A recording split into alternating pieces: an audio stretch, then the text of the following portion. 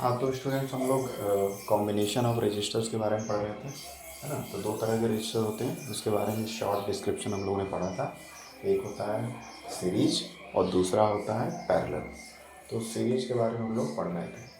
तो इसके ऊपर हम लोग देखेंगे कि सीरीज कॉम्बिनेशन में जब रजिस्टर रहते हैं तो ओवरऑल उस पूरे सर्किट में रेजिस्टेंस कितना होता है, उसके लिए क्या फार्मूला होता है, उसको डिराइव करेंगे। ठीक है। तो हाँ, एक चीज़ मैं भूल गया बताना कि रजिस्टेंस रजिस्टेंस हम लोग बार बार बोल रहे हैं और यहाँ पे लिखा है रजिस्टर।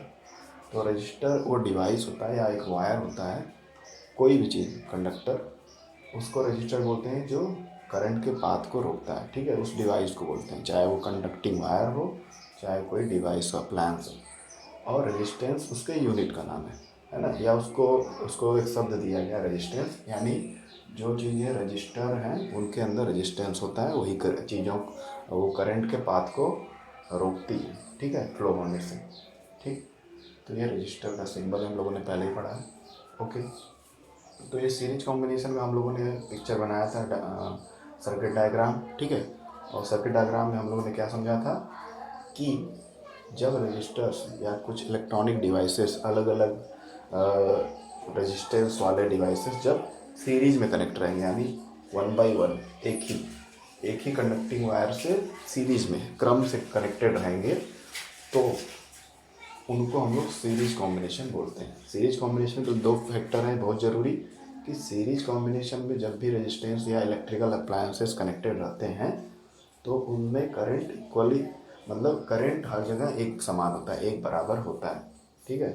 तो करंट अगर मान लीजिए 10 एम्पियर है तो यहाँ पे भी 10 एम्पियर होगा, यहाँ पे 10 एम्पियर, यहाँ भी 10 एम्पियर, और वापस भी 10 एम्पियर आ जाएगा, according to the law of conservation of charges. ठीक है ना। Law of conservation of charges क्या बोलता है कि charge can neither be created nor be destroyed. जिस तरह से law of conservation of mass था, तो उसी तरह से चार्ज का लॉ ऑफ कंजर्वेशन भी दिया गया है। ठीक है। विलियम वॉटसन और एक और साइंटिस्ट है, उन्होंने दिया था। तो चार्ज जितना था शुरू में उतना ही बाद में भी रहेगा, वो ख़त्म नहीं होगा। तो चार्ज जब सेम है, हम लोग जानते हैं, we know that flow of charge is known as current with respect to time. तो समय के साथ I equal to q upon t हम लोगों ने फार्मूला पढ़ा था, तो वही है कि समय के साथ साथ जो चार्ज मूव कर रहा है उसका वैल्यू चेंज नहीं होगा। जब चेंज नहीं होगा तो करंट भी एक जैसा होगा। लेकिन किस केस में करंट एक जैसा होगा? जब करंट के लिए एक कॉमन पाथ हो, एक ही सिंगल पाथ हो, एक ही रास्ते से करंट जब फ्लो कर रहा है तो उसमें पचासों इलेक्ट्रिकल अप्लायंस लगा दीजिए, टीवी, फ्रिज, सब एक ही तार से जोड़ दीजिए एक दूसरे से इंटरकनेक्ट करके, तो सब में एक करंट पास होगा। लेकिन एक करंट से सब तो चलते नहीं है ना। इसलिए हम लोग सबको सीरीज में नहीं लगाते हैं, पैरेलल में लगाते हैं घर में। जो भी वायरिंग वगैरह होती है घर में वो पैरेलल में होती है, क्योंकि अलग अलग इलेक्ट्रिकल अप्लायंस की जो करंट की रिक्वायरमेंट है वो अलग होती है ना। तो that's why we should not connect all the home appliances or the circuit in series combination. We should add it or connect it in a parallel way. ठीक। तो ये एडवांटेज सीरीज पैरेलल का हम लोग बाद में समझेंगे, यहाँ हमको ये समझ में आ गया। ठीक है। और दूसरी बात इसमें क्या है कि सीरीज का कनेक्शन जब होता है रजिस्टर्स का, तो वोल्टेज हर एक रजिस्टर पे अलग अलग होता है। ठीक है। हर एक रजिस्टर के दोनों एंड को वोल्ट मीटर से कनेक्ट करके चेक करेंगे तो अलग वोल्टेज का रीडिंग आएगा। ऐसा क्यों होता है? क्योंकि वोल्टेज जब किसी भी अप्लायंस के दोनों एंड से डायरेक्टली कनेक्ट होता है, यानी एक प्लस एंड R1 के यहाँ से जुड़ गया और माइनस एंड मान लीजिए यहाँ पे जुड़ गया, तो अब यहाँ पे वोल्टेज उतना ही होगा जहाँ जितना यहाँ से जा रहा है। ठीक है। जितना यहाँ पावर सप्लाई कर रहा है हमारा सेल, बैटरी, उतना ही यहाँ पे होगा। लेकिन दोनों एंड डायरेक्टली कनेक्टेड नहीं है। प्लस एंड तो कनेक्ट है लेकिन माइनस एंड यहाँ कनेक्ट है, इनडायरेक्टली कनेक्ट है। तो जब डायरेक्टली दो एंड हमारे सेल के पावर के उस पार्टिकुलर रजिस्टर से या इलेक्ट्रिकल अप्लायंस से कनेक्टेड नहीं है, तो उस केस में वोल्टेज डिफ़र करता है। वोल्टेज हर एक रजिस्टर पे, हर एक इलेक्ट्रिकल अप्लायंस पे अलग अलग रहेगा। ठीक है। तो इसी बेसिस पे एक स्टेटमेंट लिख देते हैं इसका कि combination combination of registers are said to be in series when current flows through them is same while potential difference, इसको पूरा लिखिएगा आप, मैं तो यहाँ पे शॉर्ट में लिख रहा हूँ, PD potential difference, while potential difference is different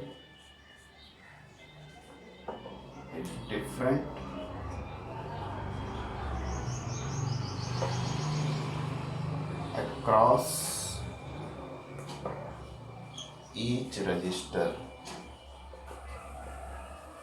ठीक है, तो ये ओवरऑल हम लोगों ने इस पूरी कंडीशन को समराइज कर दिया, जो ये कॉम्बिनेशन हम लोगों ने बनाया है। क्लियर? ये सीरीज कॉम्बिनेशन, हम लोग रजिस्टर के कॉम्बिनेशन को सीरीज तब बोलेंगे जब उसमें करंट सेम बहे, सब में करंट जो फ्लो कर रहा है सेम फ्लो करे, इक्वल वैल्यू, और पोटेंशियल डिफरेंस यानी वोल्टेज जो है वो हर एक के अक्रॉस अलग अलग रहे। इस तरह के कॉम्बिनेशन ऑफ रजिस्टर को हम लोग किस तरह का कॉम्बिनेशन बोलते हैं? Series combination. ठीक है, क्लियर? ओके, चलिए, तो हमको पता चल गया क्या क्या इक्वल होता है, क्या अनइक्वल होता है। तो हमको एक फार्मूला डिराइव करना है।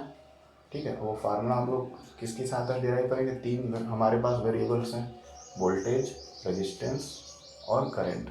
तो वी आई आर, ये तीन चीज़ें हैं। ये तीन चीज़ें आप पहले पढ़ चुके हैं ओम्स लॉ में। तो हम लोग ओम्स लॉ के मैथमेटिकल फार्मूले की सहायता से फार्मूला डिराइव करेंगे जब रजिस्टर्स किस कॉम्बिनेशन में होते हैं? सीरीज कॉम्बिनेशन में। ठीक है, अब ये याद रखिए बात कि हमको तो ये फार्मूले से हमको दिखाना है कि रेजिस्टेंस का क्या होता है फार्मूला, और करंट इक्वल है। तो जो चीज़ अनइक्वल है उसको हम लोग लेके चलेंगे। तो अनइक्वल इसमें क्या है? दो चीज़ें, रेजिस्टेंस और वोल्टेज। रेजिस्टेंस चूँकि हमको फाइनली प्रूव हो ही जाएगा मैथमेटिकली, जब हम लोग प्रूव करेंगे, है ना, तो हम लोग वोल्टेज निकालेंगे हर एक रजिस्टर के पास, और उसकी सहायता से फिर क्या होगा कि हमारा अल्टीमेटली फार्मूला डिराइव होगा। तो हमेशा क्या करना है, जब भी किसी सीरीज या पैरेलल कॉम्बिनेशन का हम लोग डेरिवेशन करेंगे, तो उसमें रजिस्टर को छोड़कर जो भी चीज़ वेरी कर रही है, ठीक है, रजिस्टर को छोड़कर जो भी चीज़ चेंज हो रही है उस कॉम्बिनेशन में, उसी को हम लोग निकालेंगे with the help of Ohm's formula, और तब हमारा फाइनल डेरिवेशन ईजिली हो जाएगा। ठीक है, चलिए तो इसको करते हैं। ये स्टेटमेंट तो समझ में आ गया। अब इतना लिखकर ये डायग्राम बनाकर और डेरिवेशन स्टार्ट कर सकते हैं। ओके, तो इसको रिमूव करते हैं थोड़ा सा रफ करके, और फिर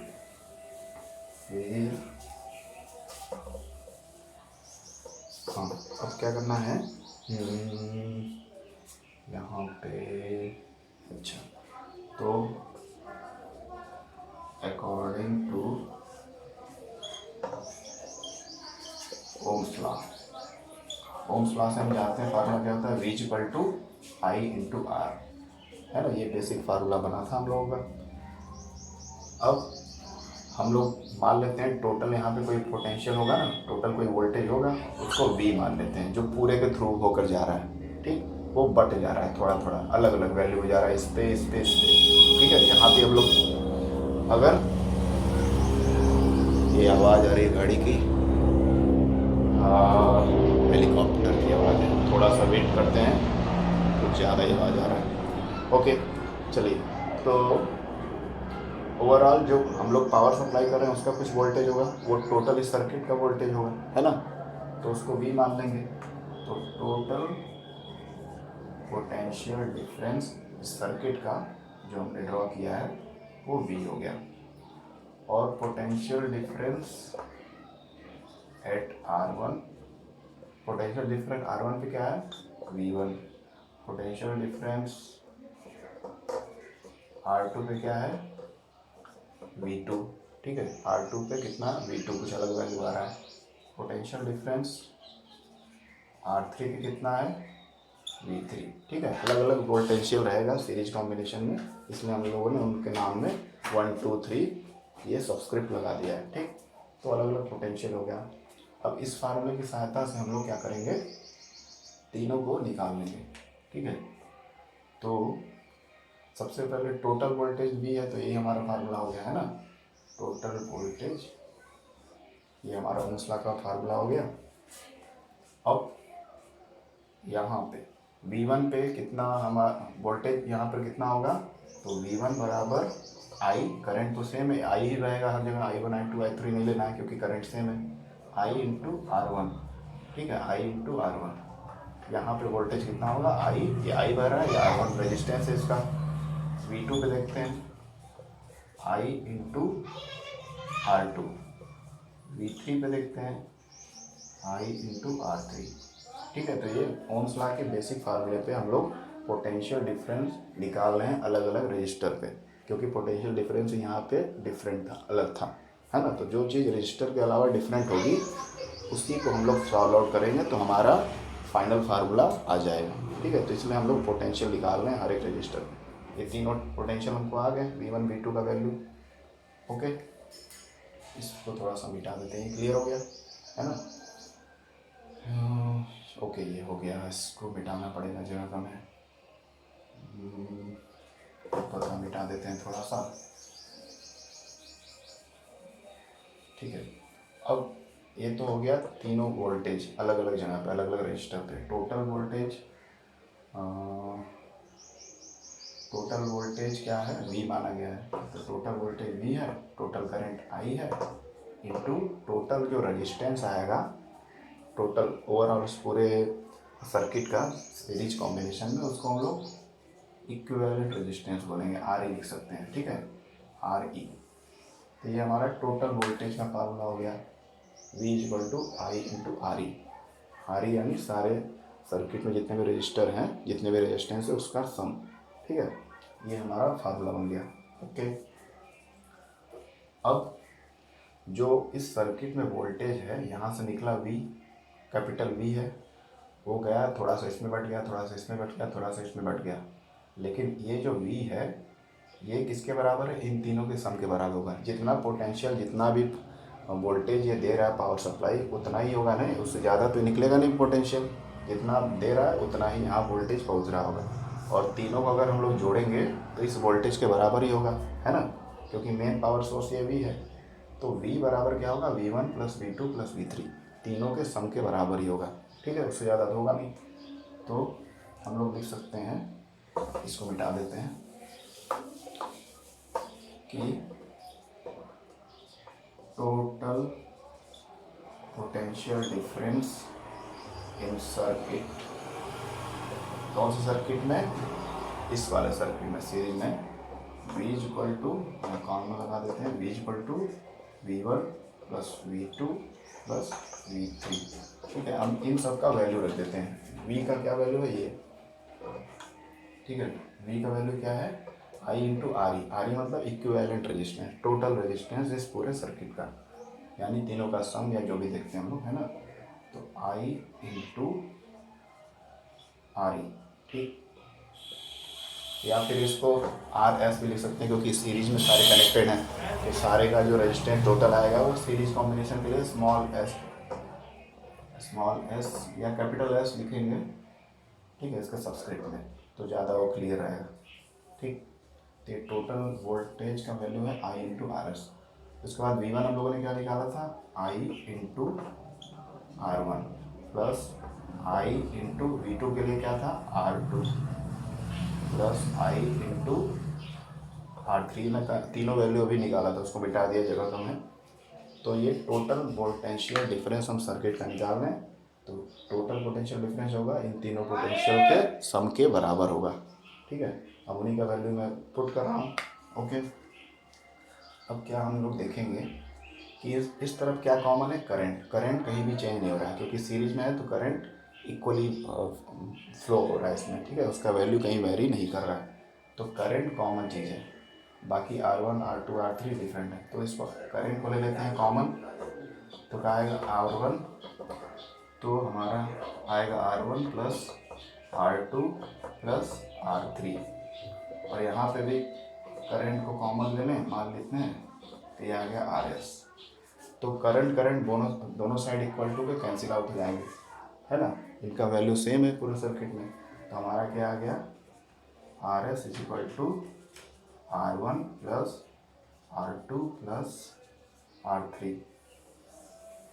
ठीक है, तो ये हमारा बन गया फाइनल जो डेरिवेशन हमारा कंप्लीट हो गया कि सीरीज कॉम्बिनेशन में जब रजिस्टर रहते हैं तो टोटल जो इक्विवेलेंट रेजिस्टेंस होता है वो सारे रजिस्टर के वैल्यू के सम के बराबर होता है। ठीक है, ये दिख रहा है क्लियर कि जो सीरीज कॉम्बिनेशन में जब भी रजिस्टर्स रहेंगे या कोई डिवाइसेस रहेंगे तो उनका जो रेजिस्टेंस रहेगा सब जुड़ जाएगा। तो इसका मतलब क्या होगा कि रेजिस्टेंस बढ़ जाएगा। दिख रहा है ना सब, अगर मान लीजिए इसका 10 है, 15 है, इसका 20 है, तो सारा जोड़ देंगे तो रेजिस्टेंस बढ़ जाएगा। तो जब रेजिस्टेंस बढ़ेगा तो क्या होगा, करंट को ब्लॉक करेगा।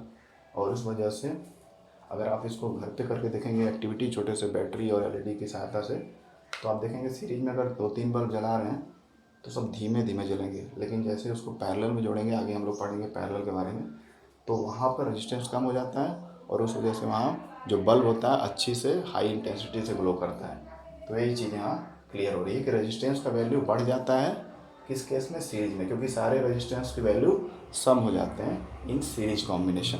ठीक है, ये हमारा प्रूव हो गया। सीरीज कॉम्बिनेशन में रेजिस्टेंस का इक्विवेलेंट वैल्यू क्या होता है, sum of all the resistor connected in a circuit में जितने भी रजिस्टर कनेक्टेड हैं सीरीज कॉम्बिनेशन वाले में, उनका सारा सम इक्विवेलेंट रेजिस्टेंस के बराबर होता है। And hence this is proved. इसके आगे और भी हो सकते हैं, 10 भी, 20 भी, जितने भी रजिस्टर लगे रहे, डिपेंड करता है ना। तो ये हो गया हमारा प्रूफ। क्लियर है, चलिए, तो ये क्लियर हो गया। अब उसके बाद इस पे एक छोटा सा क्वेश्चन कर लेते हैं और पैरेलल रेजिस्टेंस का जो कॉम्बिनेशन होगा उसके लिए अलग वीडियो बनाएंगे, या फिर देखते हैं अगर मेमोरी रहेगा वीडियो में स्टॉप ना हो जाए, इस पर एक क्वेश्चन कर लेते हैं। तो ये सारा फार्मूला बन गया हमारा। सीरीज कॉम्बिनेशन में equivalent resistance is equal to क्या होता है, sum of all resistor connected in this circuit. ठीक, ओके। अब तो इस डायग्राम की ज़रूरत है नहीं, समझ गए हम लोग, तो इसको मिटा सकते हैं। अब आगे बनाएंगे पैरेलल का एक क्वेश्चन करने के बाद। एक क्वेश्चन बता रहा हूँ, ओके, एक या दो कर लेते हैं जिससे और अच्छे समझ में आए। मान लीजिए कोई क्वेश्चन दिया है कि इन अ सर्किट एक सर्किट में 5 रजिस्टर हैं। In a circuit 5 resistors are connected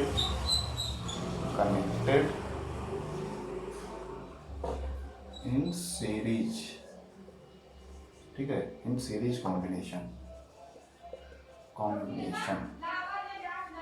ऐसे कुछ स्टेटमेंट लिखा है। उसके बाद हर एक रजिस्टर का वैल्यू दे दिया। मान लीजिए पहले वाले का दिया है 10 ओम, दूसरे वाले का दिया है 5 ओम, तीसरे वाले का दिया है 25 ओम, अलग अलग रेजिस्टेंस है। चौथे वाले का दिया है 8 ओम और पाँचवें वाले का दिया है 7 ओम। ठीक है, तो इस तरह के अलग अलग वैल्यू वाले रजिस्टर्स हैं जिनको एक सर्किट में ज्वाइन किया गया है। उसके अलावा सर्किट है कंप्लीट है, तो सर्किट में और भी चीज़ें होंगी। क्या होंगी, पावर सप्लाई होगा, तभी तो करंट फ्लो होगा और करंट को ये ब्लॉक करेगा रजिस्टर। तो करंट जो सर्किट में फ्लो हो रहा है सीरीज में है, तो करंट का वैल्यू सब में बराबर होगा। करंट का वैल्यू क्या दिया है क्वेश्चन में, 15 है, 10 एम्पियर मान लेते हैं सिंपल। 10 एम्पियर का करंट फ्लो हो रहा है सर्किट में, और पोटेंशियल डिफरेंस यानी वोल्टेज जो है वो कितना है, जो पावर सप्लाई मिल रहा है वो मिल रहा है 110 वोल्ट। ठीक है, ये क्वेश्चन हम लोगों ने मान लिया कि एक सर्किट है जिसमें 5 रजिस्टर हैं, सारे सीरीज में कनेक्टेड हैं। सीरीज में आपको याद होना चाहिए किस तरह से कनेक्टेड है, कैसा कॉम्बिनेशन और कैसा उसका फार्मूला डिराइव हुआ था, है ना। और उसके साथ करंट दिया है कि पूरे सर्किट में इतना करंट फ्लो हो रहा है, और पावर सप्लाई जो मिल रहा है हमारा वो इतने वोल्ट का मिल रहा है। चलिए तो इसको सॉल्व करते हैं। सॉल्व करेंगे तो सीरीज कॉम्बिनेशन में लिख सकते हैं in series combination, in series combination equivalent resistance, equivalent यानी टोटल रेजिस्टेंस इस सर्किट में क्या होगा, R1 plus R2 plus R3 plus R4। एक मिनट, ये सारी चीज़ें मैंने दे दी तो निकालेंगे क्या? तो एक चीज़ को मिस करते हैं, पोटेंशियल डिफरेंस पूछा है सर्किट का, ठीक है। रेजिस्टेंस दिया है टोटल, करंट दिया है, पोटेंशियल डिफरेंस हमको वोल्टेज पता करना है कि कितना वोल्टेज दिया जा रहा है सर्किट में। एक तो बेसिक रहना चाहिए ना, तो थोड़ा सा गड़बड़ बन गया था। तो ये हो गया R5, सबको सम कर देंगे, 10, 5, 25, 8, 7, 1 2 1 2 3 4 5, ठीक हो गया। अब सबका सम जो होगा वो हमारा इक्विवेलेंट रेजिस्टेंस होगा, यानी पूरे सर्किट का रेजिस्टेंस होगा। 10 5 15, 15 और 25 40 होता है, 40 8 48, 48 प्लस 7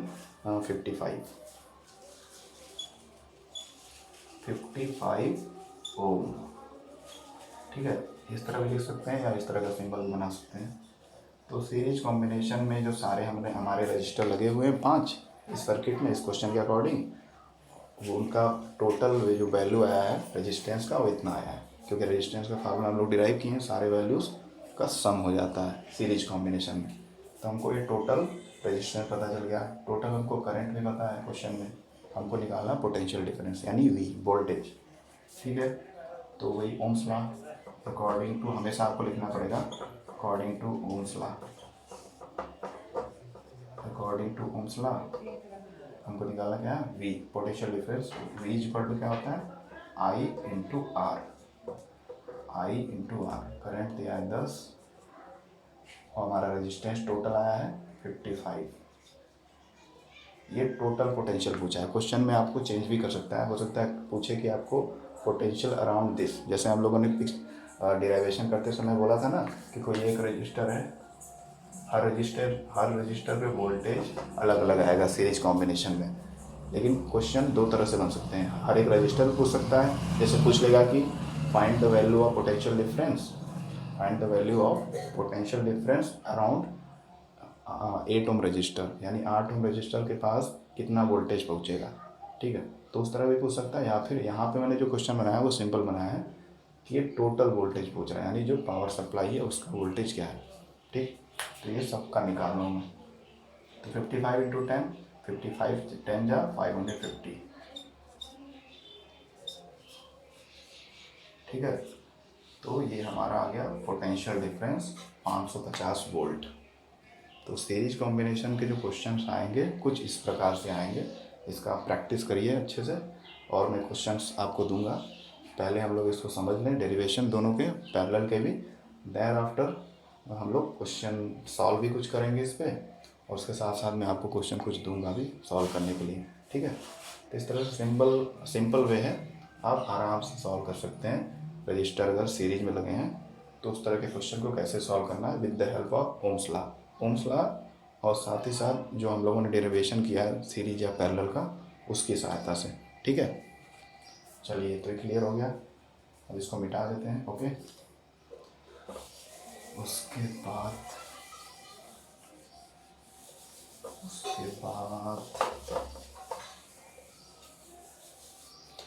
और क्या कर सकते हैं, एक और क्वेश्चन कर ही देते हैं क्योंकि अब समय कम बचा है, 30 मिनट का ही वीडियो रिकॉर्ड हो सकता है मेरे मोबाइल में, मेमोरी कम है, तो पैरेलल तो स्टार्ट अच्छे से हो नहीं पाएगा, उसको एक अलग वीडियो में कंप्लीट किया जाएगा। तो एक और क्वेश्चन सॉल्व कर लेते हैं। अब इस क्वेश्चन में मैं एक डायग्राम भी बना देता हूँ, डायग्राम बेस्ड भी क्वेश्चन आ सकता है या लिखा हुआ भी आ सकता है, तो डायग्राम बना दे रहा हूँ। मान लीजिए 3 रजिस्टर दिए हैं, सर्किट में पिक्चर बना हुआ है, ये हमारा एमीटर लगा हुआ है, ये हमारा पावर सप्लाई है पोटेंशियल डिफरेंस, और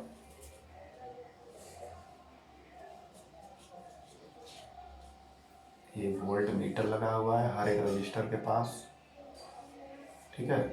हर एक रजिस्टर के पास अपना वोल्ट मीटर लगा हुआ है। यहाँ से वोल्टेज कुछ जाएगा, यहाँ पे अलग अलग हो जाएगा सीरीज में। ये सब हम लोग पढ़े थे। ये हमारा स्विच है, दैट्स इट। ओके, अब इस पे वैल्यूज़ दी रहेंगी, है ना। वैल्यूज़ तो दी ही रहेंगी, बिना वैल्यूज़ के कैसे सॉल्व होगा। तो मान लीजिए इसका दिया है 10 ओम, ये दिया है 12 ओम, इसका दिया है 6 ओम। तो तीनों रजिस्टर का वैल्यू दिया है, करंट का भी वैल्यू दे दिया है। करंट का जो वैल्यू है वो मान लेते हैं 20 एम्पियर। 20 एम्पियर का करंट फ्लो हो रहा है, ठीक है। अब हमको क्या निकालना है, हर एक रजिस्टर के अराउंड वोल्टेज, यानी V1 निकालना है, V2 निकालना है और V3 निकालना है। तीनों निकालने हैं 1 बाई 1, ठीक है। हाँ, तो ये समझ में आ गया होगा आपको। चलिए, तो ये क्वेश्चन है आपका, क्वेश्चन का फिगर है। उसमें फाइंड आउट क्या करना है, find PD around each register, ठीक है। PD मतलब पोटेंशियल डिफरेंस। इसको पूरा ही हमेशा लिखिए आप, ये तो मैं जगह कम है बोर्ड पे इसलिए शॉर्ट में लिख रहा हूँ। तो find potential difference around each resistor, हर एक रजिस्टर के पास कितना पोटेंशियल होगा, वोल्टेज होगा, वो पता करना है। अब इसके लिए क्या करेंगे, इसके लिए ऐसे कई प्रकार के क्वेश्चन आपको ट्विस्ट करके दे सकता है, लेकिन वो रहता है आसान है, आप बस ध्यान से समझेंगे तो सब हो जाएगा। ओके, तो हमको निकालना है V1। और हमारा रजिस्टर ये है, इस पर हम लोग वोल्टेज जो है अननोन है, उसको V1 मान लिए। तो V1 इक्वल टू, पहले तो हमेशा लिखना है अकॉर्डिंग टू ओम्स लॉ, क्योंकि सारा कुछ ओम्स लॉ की मदद से ही हो रहा है। सब कुछ जो डेरिवेशन हुआ है इसी की सहायता से हुआ है, यही एक बेस था। तो V equal to I into R, ये हो गया ओम्स लॉ का फार्मूला। अब हमको वोल्टेज निकालना है हर एक पे। अब जब हर एक पे वोल्टेज निकालना है तो हमको तीनों का सम करने का या इक्विवेलेंट रेजिस्टेंस निकालने की ज़रूरत नहीं है, ठीक है। ये बात ध्यान दीजिए, ठीक है, कि जब हर एक रजिस्टर पे अलग वोल्टेज पूछा है तो तीनों मतलब इक्विवेलेंट रेजिस्टेंस निकालने की ज़रूरत नहीं है। जब टोटल वोल्टेज पूछता, वो अननोन रहता, तब बोलता, तब हम लोग उसको निकालते, क्योंकि टोटल बिना रेजिस्टेंस किए, और क्योंकि टोटल करंट दिया है तो हमको टोटल रेजिस्टेंस भी पता होना चाहिए, तब जाकर हमको टोटल वोल्टेज या पोटेंशियल डिफरेंस पता चलना चाहिए।